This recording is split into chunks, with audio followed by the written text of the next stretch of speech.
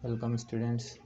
Exercise 15.3 question number 7 देखेंगे, जिसमें दो आकृतियाँ हैं हमारे पास, ए बी एम सी और दूसरा है बी एन सी। ठीक है, इसमें छायांकित भाग का क्षेत्रफल ज्ञात करना है, जो कि आपके क्वेश्चन स्क्रीन पर आ जाएगा, उससे देख के आप समझें इसे। इस क्वेश्चन के अनुसार आपको एक अर्धवृत्त मिला हुआ है जो कि बी एन सी करके है, और दूसरा मिला है ये बी ए सी यानी बी एम सी ए।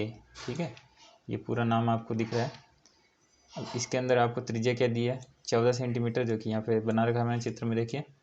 और इसमें आपको कोण मिल जाएगा, चतुर्थांश है इसलिए 360 का चौथा हिस्सा यानी 90 डिग्री। फिर नेक्स्ट है, इसमें आपको अर्धवृत्त के लिए यहाँ पे त्रिज्या चाहिए, जो कि ये बीसी भुजा का काम कर रही है, जो कि तीसरी भुजा है त्रिभुज एबीसी की।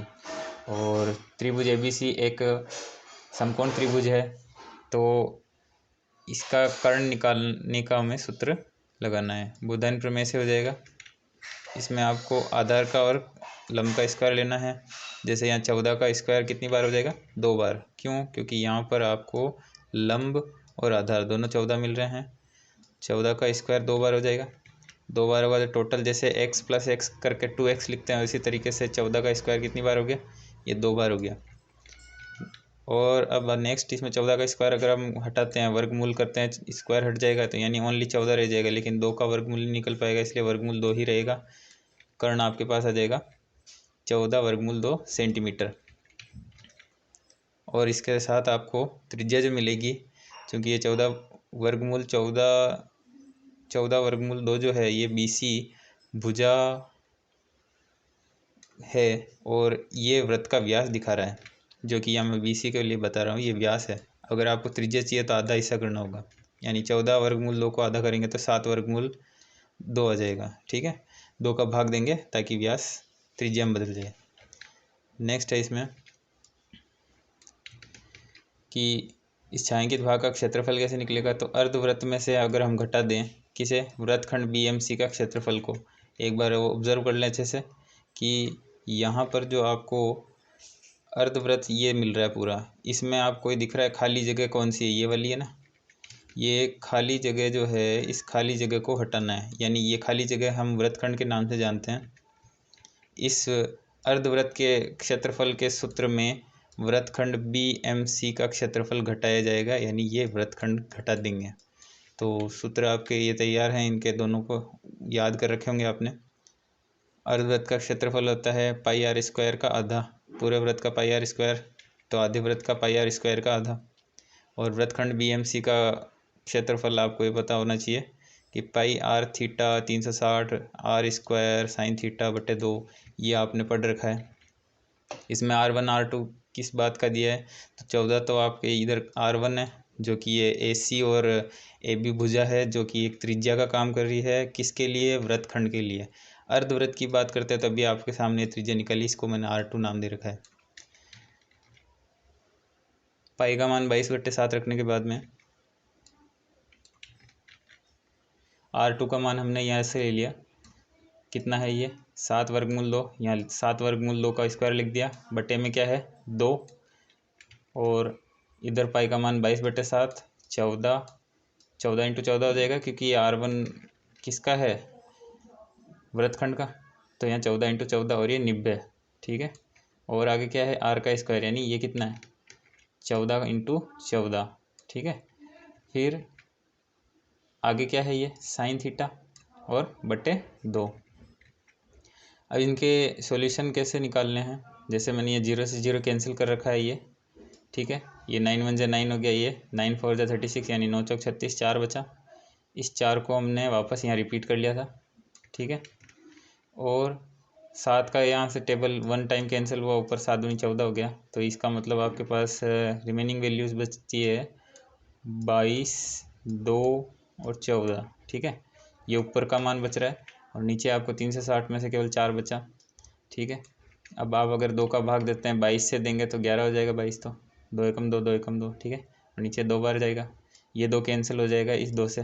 ठीक है, फिर यहाँ पर आपको 11 14 को गुणा करवाने से 154 आएगा, और ये 98 और 1 साइन 90 का मान आपको अच्छे से याद होना चाहिए। साइन 90 का मान होता है 1, तो साइन 90 का मान यहाँ पर 1 होने की वजह से 98 1 से गुणा हुआ तो 98 आया। तो इसको 154 में से 98 को घटाने की कोई ज़रूरत नहीं है। आप कोष्टक खोलेंगे तो -154 हो जाएगा, और ये माइनस का जो 98 है प्लस का हो जाएगा, और ये -154 और +154 कैंसिल होने के बाद में 98 सेंटीमीटर स्क्वायर ये छायांकित भाग का क्षेत्रफल आ जाएगा। इसी टाइप का आप क्वेश्चन देखते हैं अब छायांकित भाग का। फिर से छायांकित भाग ही, अब इसमें आने वाले जितने भी क्वेश्चन है उसमें संयोजित आकृतियाँ मिलेगी, यानी 2 आकृतियाँ होगी या 3 आकृतियाँ होगी जिसमें आपको क्षेत्रफल निकालना होता है किसी एक भाग का जो प्रश्न पूछे। अब जैसे यहाँ छायांकित भाग का क्षेत्रफल पूछा है, देखो आप एक बार ये वृत्त, इस वृत्त के अंदर आपको एक त्रिभुज दिख रहा है, छायांकित भाग यानी इस त्रिभुज को छोड़ के निकालना है, और 2 आकृतियाँ हैं, पहला वृत्त है और दूसरा है त्रिभुज। तो अब आपको अगर छायांकित भाग निकालना है तो इसमें त्रिभुज का क्षेत्रफल हटा देना है, ठीक है। अगर हम त्रिभुज का क्षेत्रफल हटा दें तो हमें छायांकित भाग का क्षेत्रफल मिल जाएगा।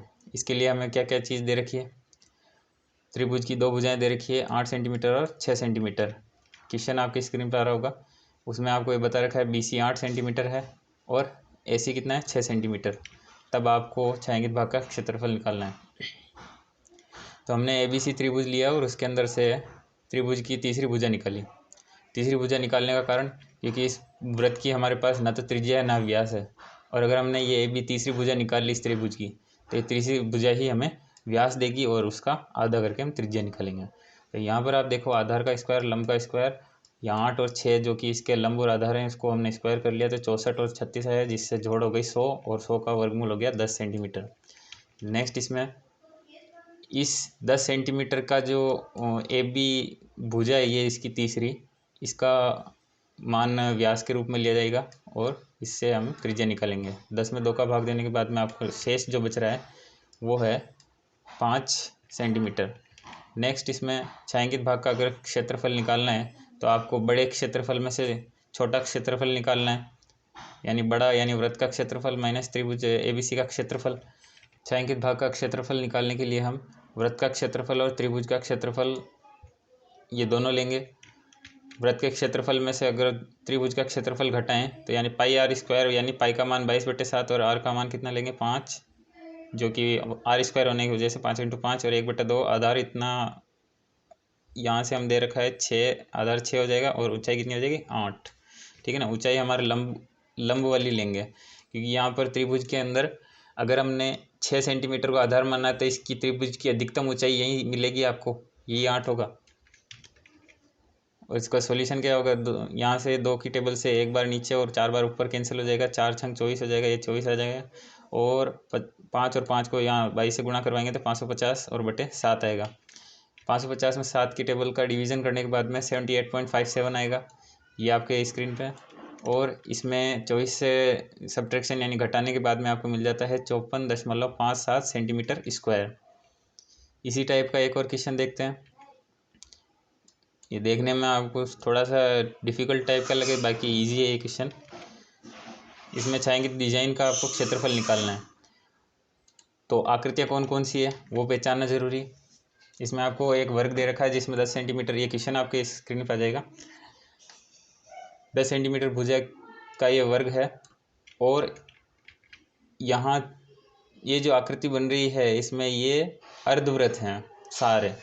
तो यहाँ पर अगर हम इसे छायांकित भाग का क्षेत्रफल निकालने के लिए तरीका लगाएं तो बड़े क्षेत्रफल यानी ये एक तरह से वर्ग का क्षेत्रफल और 4 अर्धवृत्तों का क्षेत्रफल।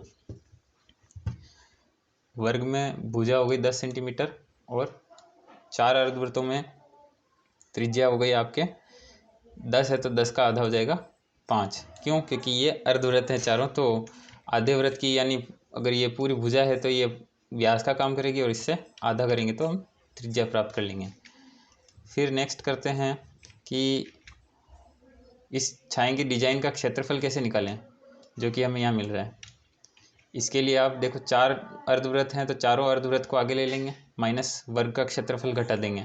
इसमें थोड़ा सा लॉजिक है कि अगर यहाँ पर आप ये जो छायांकित भाग देख रहे हो, क्या ये डबल बार 2 बार आ रहा है या नहीं, क्योंकि ये एक अर्धवृत्त पर दूसरे अर्धवृत्त के आने से वो क्षेत्रफल डबल बार काउंट हो रहा है।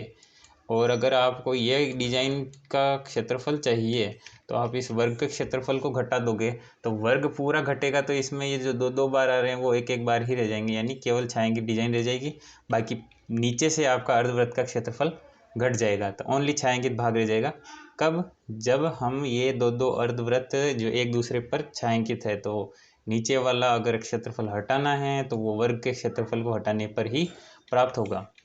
तो यहाँ पर आप देखो 4 और इंटू 4 अर्धवृत्त है इसलिए 4 से गुणा, और अर्धवृत्त का क्षेत्रफल होगा पाई आर स्क्वायर पूरे वृत्त का क्षेत्रफल, जिसमें 2 का भाग देने पर पाई आर स्क्वायर बटे 2 हो जाएगा। इसमें आपको घटाना है वर्ग का क्षेत्रफल यानी भुजा स्क्वायर, और 4 गुणा यहाँ पाई की जगह हम 22/7 लिख देंगे। आर की वैल्यू आपको पता है 5 हो चुकी है, जो कि 10 का आधा है, और भुजा हो गई 10 का स्क्वायर। इसको 2 मेथड से हल कर रखा है, चाहे तो आप साइड वाला देख लें।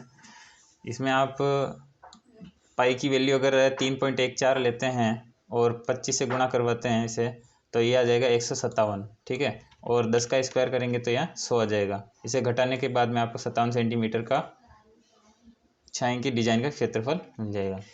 नेक्स्ट लास्ट क्वेश्चन इसका एक्सरसाइज का जो मेरी तरफ से है, बाकी आपको साइड में क्वेश्चन देख रहे होंगे, ये क्वेश्चन आपको होमवर्क में करना है। तो 10th क्वेश्चन में आप देखो, ये भी क्वेश्चन आपकी स्क्रीन पर आ रहा होगा। इसमें आपको अर्धवृत्त में बने हुए वृत्त का क्षेत्रफल निकालना है। तो इसको निकालने का तरीका क्या रहेगा कि अर्धवृत्त में हमें केवल व्यास दे रखा है। व्यास देने का तात्पर्य है, सॉरी व्यास नहीं दिया है इसमें, त्रिज्या दे रखी है 7 सेंटीमीटर, और 7 सेंटीमीटर त्रिज्या के अलावा हमारे पास और कुछ नहीं है इसमें प्रश्न के अनुसार। तो हमें अर्धवृत्त में बने वृत्त का क्षेत्रफल निकालना है, यानी इस अंदर बने हुए वृत्त का क्षेत्रफल कैसे निकलेगा। अगर आप ये, वैसे तो ये अर्धवृत्त जैसा नज़र नहीं आ रहा है, इसे मान लें आप कि अर्धवृत्त है, क्योंकि ये आकृति थोड़ी कुछ उभार में बननी थी। इसमें जो 7 सेंटीमीटर की त्रिज्या है वो नीचे की ओर भी आएगी, जो कि ये इस छोटे वृत्त के लिए ये व्यास का काम करेगी, क्योंकि ये पूरे वृत्त को 2 बराबर भागों में बांट के गुजरेगी। तो यहाँ पर आपको अर्धवृत्त में तो ये 7 सेंटीमीटर, जबकि पूरे वृत्त के लिए वो व्यास का काम करेगी, तो यानी 7/2 हो जाएगा। तो इसी से आपको हेल्प मिलेगी कि वृत्त का क्षेत्रफल त्रिज्या के द्वारा निकलता है 7/2, हम यहाँ पे उपयोग में ले लेंगे। तो पाई R2 लिया गया है इस छोटे वृत्त के लिए, तो R2 की जगह हम क्या ले लेंगे 7/2, है ना। तो 7/2 कितनी बार? 2 बार। 7 से 7 कैंसिल हो जाने के बाद में आपके ये 2 से 2 का टेबल से ये 1 टाइम और ऊपर 11 टाइम डिवाइड हो जाएगा। 11 को 7 से मल्टीप्लाई करेंगे 77, और नीचे डिवाइड में 2, और इसका जो आंसर आएगा 38.5 सेंटीमीटर स्क्वायर। यह आपका लास्ट क्वेश्चन का आंसर है 38.5 सेंटीमीटर स्क्वायर। Thank you.